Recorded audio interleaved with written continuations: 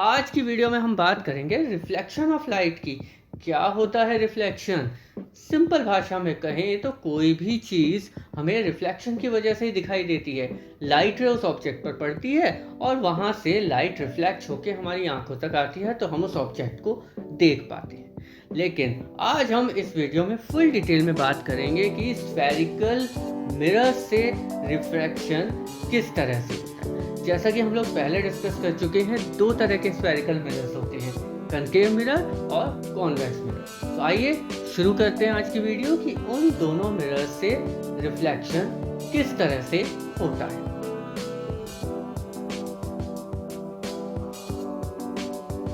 Reflection by spherical mirrors. Spherical mirrors में reflection किस तरह से होता है? जैसा कि हम जानते हैं, मिरर की एक साइड पॉलिश होती है और दूसरी साइड से रिफ्लेक्शन होता है। मिरर से किस तरह से रिफ्लेक्शन होता है, रेस किस तरह से आती हैं, किस तरह से टकराकर रिफ्लेक्शन के बाद वापस जाती हैं और रे डायग्राम्स किस तरह से बनते हैं, वो सब डिस्कस करने से पहले हमें कुछ रूल्स जानने जरूरी है। तो आइए सबसे पहले उन रूल्स की बात करते हैं। रूल नंबर 1, पहले रूल के अकॉर्डिंग अगर कोई भी लाइट रे प्रिंसिपल एक्सिस के पैरेलल आती है और उसके बाद मिरर से टकराकर रिफ्लेक्शन करती है, तो वो लाइट रे फोकस से पास होगी। ये हमारा पहला रूल है। पहले डायग्राम में हम देख सकते हैं कि लाइट रे प्रिंसिपल एक्सिस के पैरेलल आई और उसके बाद कनकेव मिरर से टकराने के बाद फोकस से निकल गई। दूसरे डायग्राम में प्रिंसिपल एक्सिस से पैरेलल एक लाइट रे आई, कन्वेक्स मिरर से टकराई और निकल गई। अब यहाँ पर एक चीज़ देखने वाली है, जैसा कि हम पहले पढ़ चुके हैं कि कन्वेक्स मिरर डाइवर्जिंग मिरर होता है और यहाँ पर डाइवर्जिंग मिरर होने की वजह से इमेजिन किया जाता है कि सारी रेज फोकस से डाइवर्ज हो रही है। कि मैथमेटिकली अगर लाइन को पीछे एक्सटेंड करें तो वो फोकस से जाकर मिल जाए।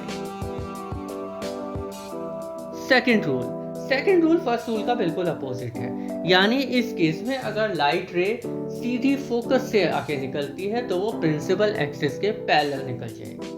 फर्स्ट वाले डायग्राम में कनकेव मिरर के सामने एक रे फोकल लेंथ से पास होती है और उसके बाद प्रिंसिपल एक्सिस से पैरेलल निकल जाती है। कॉन्वेक्स मिरर वाले डायग्राम में भी रे सीधी आती है फोकस की तरफ, मिरर से टकराती है और प्रिंसिपल एक्सिस से पैरेलल निकल जाती है।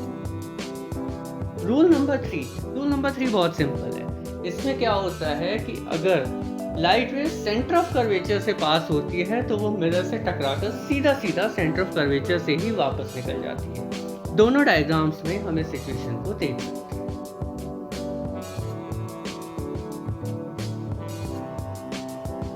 रूल नंबर 4 जो हमारे लॉज ऑफ रिफ्लेक्शन का पहला लॉ है, यानी कि angle of incidence is equal to angle of reflection, angle I is equal to angle R, वही यहाँ पर हमारा फोर्थ रूल है। इस रूल के अकॉर्डिंग कोई लाइट रे आती है, मिरर से टकराती है और निकल जाती है, तो इस केस में जो एंगल वो प्रिंसिपल एक्सिस के साथ रिफ्लेक्शन से पहले बनाएगी, यानी कि एंगल ऑफ इंसिडेंस, उतना ही डिग्री एंगल वो रिफ्लेक्शन के बाद प्रिंसिपल एक्सिस के रिस्पेक्ट में बनाएगी। तो दोनों डायग्राम्स में हम देख सकते हैं कि प्रिंसिपल एक्सिस नॉर्मल की तरह एक्ट कर रहा है और एंगल आई और एंगल आर एक दूसरे के इक्वल है। आइए अब डिस्कस करते हैं बहुत important topic, images form by concave mirror. Concave mirror से इमेजेस कैसे बनती हैं? यहाँ पे मैं बता दूं कि कनकेव मिरर से इमेजेस बनने के 6 केसेस एग्जिस्ट करते हैं। तो आइए उन 6 केसेस को समझते हैं। पहला, मान लीजिए ऑब्जेक्ट इन्फिनिटी पर रखा हुआ है। इन्फिनिटी का मतलब बिल्कुल इन्फिनिटी पे नहीं, लेकिन इसका मतलब है कि ऑब्जेक्ट इतनी दूर रखा हुआ है कि उस डिस्टेंस के रिस्पेक्ट में focal length of the mirror बिल्कुल नेग्लिजिबल हो जाता है।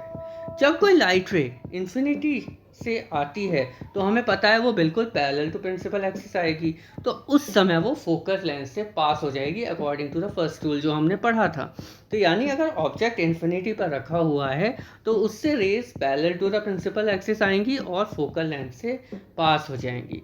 यानी इस केस में हमारी इमेज फोकस पर बनेगी और फोकस पर बनेगी तो it will be highly diminished, real and inverted.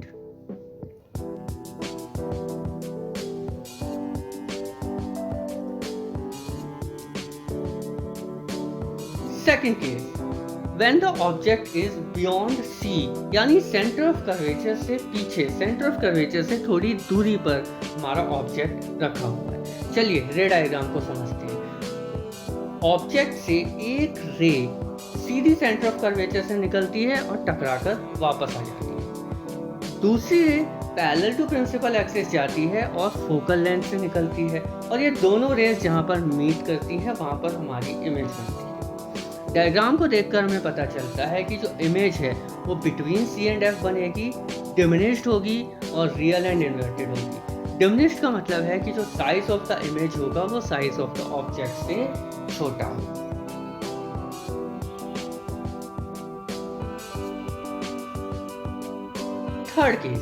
Third case है कि ऑब्जेक्ट सी यानी सेंटर ऑफ कर्वेचर पर रखा हुआ है। तो जब ऑब्जेक्ट सेंटर ऑफ कर्वेचर पर रखा हुआ है तो उसका जो रिजल्ट होगा वो भी बिल्कुल सेम होगा। इमेज भी सेंटर ऑफ कर्वेचर पे ही बनेगी, सेम साइज की बनेगी और रियल एंड इन्वर्टेड बनेगी। डायग्राम कैसे बना? एक ray parallel to the principal axis गई, फोकस से निकल गई। दूसरी रे फोकस से निकली और पैरेलल टू प्रिंसिपल एक्सिस निकल गई। यानी कि दोनों रेस जहाँ पर टकराई वहाँ से हमने डायग्राम को कंप्लीट किया और हमें पता चला कि ऑब्जेक्ट सेम साइज का बना है और डायग्राम में जो इमेज बनी है वो रियल एंड इन्वर्टेड है। फोर्थ केस, ऑब्जेक्ट सी और एफ के बीच में रखा हुआ है। तो जब ऑब्जेक्ट सी और एफ के केस में रखा हुआ है तो डायग्राम बनाते समय हम क्या करेंगे? एक ray parallel to the principal axis जाएगी और वो फोकस से निकल जाएगी। दूसरी रे फोकस से निकलेगी और पैरेलल टू प्रिंसिपल एक्सिस निकल जाएगी, और जहां पर दोनों रेज मीट करेंगी वहां पर हमारा ऑब्जेक्ट मिलेगा। तो इस बार हमें पता चलता है कि ऑब्जेक्ट बियॉन्ड सी बनता है, एनलार्ज्ड है और रियल एंड इन्वर्टेड इमेज बनाता है। फिफ्थ केस, मान लिया ऑब्जेक्ट फोकस पे रखा हुआ है। तो जब ऑब्जेक्ट फोकस पे रखा हुआ होगा तो इसकी इमेज इन्फिनिटी पर बनेगी, हाईली एनलार्ज होगी और रियल एंड इन्वर्टेड होगी। डायग्राम कैसे बना? एक ray parallel to principal axis गई और उसके बाद मिरर से टकरा के फोकस से बाहर निकल गई। दूसरी रे सीधी गई और टकराकर वापस सेंटर ऑफ कर्वेचर से निकल गई और दोनों रेज आपस में पैरेलल थी, तो इसका मतलब इमेज इन्फिनिटी पर बनी है।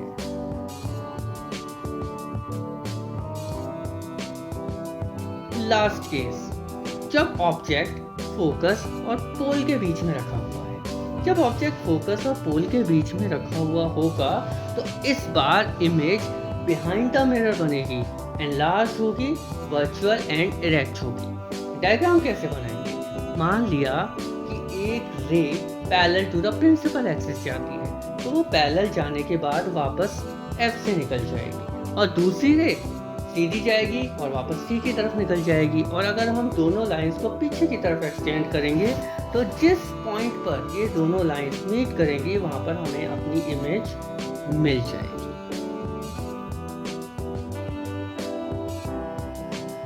आई होप आप सबको ये 6 डायग्राम्स समझ आ गए होंगे और आप इनकी अच्छी तरह से प्रैक्टिस कर सकते हैं और बिना देखे इन्हें ड्रॉ कर सकते हैं। आइए एक बार इन्हें रिवाइज करते हैं, वो भी थोड़े से हिंट्स के साथ। पहला केस था कि ऑब्जेक्ट अगर इन्फिनिटी पर है तो उसकी इमेज फोकस पर बनेगी। तो हमारे पास एक और केस है जो इसका बिल्कुल रिवर्स है। क्या? कि ऑब्जेक्ट अगर फोकस पे रखा हुआ है तो उसकी इमेज इन्फिनिटी पर बनेगी। सेकंड केस, अगर ऑब्जेक्ट बियॉन्ड सी रखा है तो image between C and F बनेगी। And we have another case जो बिल्कुल इसका उल्टा है कि ऑब्जेक्ट सी और एफ के बीच में रखा हुआ है तो इमेज बियॉन्ड सी बनेगी। थर्ड केस, ऑब्जेक्ट सी पर इमेज भी सी पर बनेगी। फोर्थ केस, जैसा कि आपने बात की थी, बियॉन्ड सी और बिटवीन सी एंड एफ दोनों केसेस आपस में एक दूसरे के अपोजिट हैं। And again this case, object infinity पर तो इमेज फोकस पर और ऑब्जेक्ट फोकस पर तो इमेज इन्फिनिटी पर। एंड लास्ट केस जो बिल्कुल स्पेशल है, ऑब्जेक्ट फोकस और पोल के बीच में है तो इमेज इस बार बिहाइंड द मिरर बनेगी जो कि वर्चुअल, इरेक्ट और एनलार्ज्ड होगी।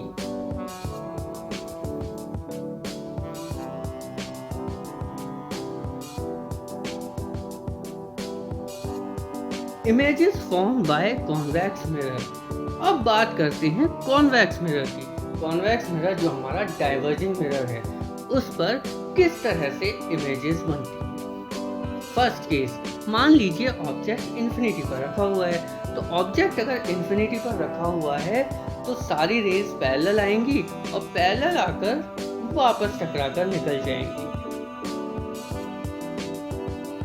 डायग्राम में 3 रेज शो कर रखी है।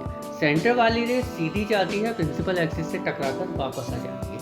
बाकी दोनों rays parallel to principal axis जाती हैं और मिरर से टकराकर रिफ्लेक्शन के बाद वापस आ जाती हैं। और अगर हम तीनों लाइंस को पीछे की तरफ एक्सटेंड करें तो हमें पता चलता है कि वो फोकस पे जाकर मीट करती है। इस तरह से जो इमेज बनेगी वो कहाँ बनेगी? फोकस पे बनेगी। इमेज फोकस पे बनेगी, हाईली डिमिनिश्ड होगी, वर्चुअल एंड इरेक्ट।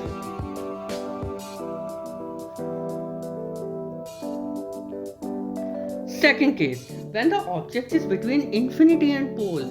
जब ऑब्जेक्ट इंफिनिटी और पोल के बीच में रखा होगा। यानी कि कनकेव मिरर में तो हमारे पास इस तरह के 5 केसेस थे, लेकिन कन्वेक्स मिरर में कोई फर्क नहीं पड़ता। ऑब्जेक्ट इंफिनिटी के बाद कहीं भी रखा हो, चाहे बियॉन्ड सी हो, चाहे एट सी हो, चाहे बिटवीन सी एंड एफ हो, चाहे एट एफ हो या फिर बिटवीन एफ एंड पी हो, हर केस में डायग्राम उसी तरह से बनेगा। सबसे पहले देखते हैं कि डायग्राम कैसे बनता है। एक ray parallel to principal axis आती है और उसके बाद वो मिरर से टकराकर ऊपर की तरफ निकल जाती है। दूसरी रे सीधी आती है और वापस सीधी जाती है, और हम जानते हैं रे सीधी आकर वापस कब जाएगी? जब वो सेंटर ऑफ कर्वेचर से पास होती है। लेकिन यहाँ पर दोनों रेज को पीछे की तरफ एक्सटेंड किया गया है। जो नीचे वाली रे है इस तरह से इमेजिन की गई है कि वो अगर सीधे निकल जाती तो सेंटर ऑफ कर्वेचर से निकलती, यानी ये रे एक्चुअल में सेंटर ऑफ कर्वेचर से वापस आती हुई दिखाई गई है। और दूसरी रे कहाँ से निकलेगी? फोकस, जो कि फिर से इमेजिन किया गया है कि अगर लाइन को एक्सटेंड किया जाता तो वो फोकस पे जाके मीट करती। ये दोनों लाइंस आपस में मीट करती हैं, वहाँ पर हमारी इमेज बनेगी। और इस बार जो इमेज बनेगी वो बहुत ही छोटी होगी, डिमिनिश्ड होगी। और जो इमेज बनेगी वो डिमिनिश्ड, वर्चुअल एंड इरेक्ट बनेगी। और यहाँ पर एक बात और ध्यान देने वाली है, ऑब्जेक्ट जितना मिरर के नियर बाय आता जाएगा उतना ही इमेज भी मिरर के नियर बाय आती जाएगी।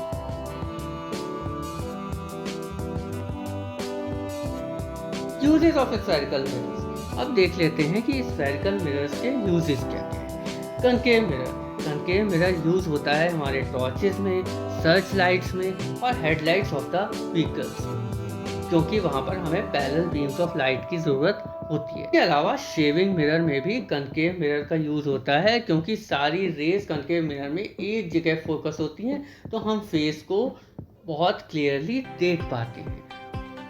उसके अलावा डेंटिस्ट भी ट्रीटमेंट करते समय कॉनकेव मिरर्स का यूज़ करते हैं। और उसके अलावा सोलर फर्नेसेस में भी कनकेव मिरर का यूज़ किया जाता है। Convex mirror. Convex mirror rear view mirror in the vehicles के रूप में यूज़ होता है। तो गाड़ियों में कन्वेक्स मिरर इसलिए यूज़ किया जाता है जिससे पीछे का फील्ड ऑफ व्यू बड़ा आए और ज़्यादा से ज़्यादा एरिया कवर हो। तो आज की वीडियो में हमने समझा कि स्फेरिकल मिरर्स यानी कि कनकेव मिरर और कॉन्वेक्स मिरर से किस तरह से रिफ्लेक्शन होता है, रे डायग्राम्स कैसे बनाए जाते हैं और उनके कौन कौन से केसेस होते हैं, और साथ में हमने यूजेस को भी देखा। तो आई होप ये वीडियो आपको अच्छा लगा होगा। Thank you for watching.